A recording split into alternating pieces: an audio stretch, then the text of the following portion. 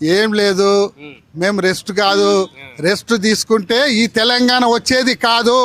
మాతోనే తెలంగాణ వచ్చింది. 69 ఉద్యమకారులము, తొలి దశ మలి దశ ఉద్యమకారులము. మేము తెలంగాణ తెచ్చినాము. అదేవిధంగా రేవంత్ రెడ్డిని కూడా తెచ్చినాము.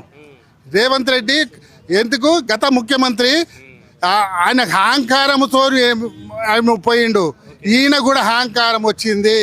ఈయనను కూడా దించేయడానికి మేము క్రమబద్ధమైనము. మేము ఉపాధ్యాయులతో మా స్టూడెంట్స్ ఉన్నారు. వందల మంది వేల మంది స్టూడెంట్స్ ఉన్నారు. మేమందరం కలిస్తే, ఉపాధ్యాయులంతా కలిస్తే లక్షల మంది.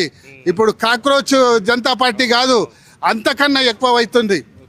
డెఫినెట్గా ఈ మా ఉద్యమాలు ఏంది, హెల్త్ కార్డ్స్, పిఆర్సి అండ్ డిఏలు మూడు ఇవ్వకపోయినట్టయితే డెఫినెట్గా ఈ ముఖ్యమంత్రిని దించనీకి కంకణ బద్దులం అవుతాము.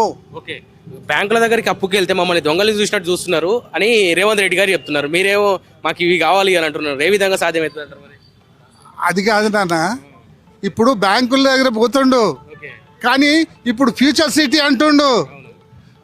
మన ఫుట్బాల్ ఆడడానికి పైసలు వచ్చినాయా? అందాల రాణులు తెచ్చుకొని పైసలు వచ్చినాయా?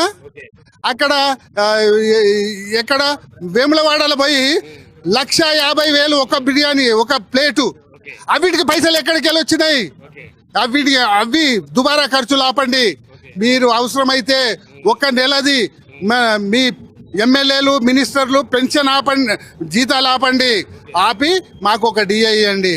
అదేవిధంగా ఒక నెల రోజులు, ఒక సంవత్సరం రోజులు ఆపండి. మీరు ఒక ఎమ్మెల్యేకు, ఎంపీకి 5 పెన్షన్లు ఉంటాయి. ఆ పెన్షన్లు ఎందుకు ఎక్కడి నుంచి వస్తున్నాయి? ఇప్పటికీ ఒక్క పెన్షన్ ఆగలేదు ఆయనకు.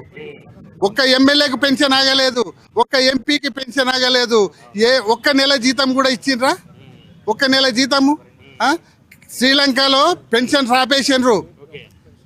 ఆపేసిండ్రు. కాబట్టి ఈ మీ మంత్రులది, ఎమ్మెల్యేలది, ఎంపీలది జీతాలు ఆపండి, మా పెన్షనర్స్ ఇవ్వండి.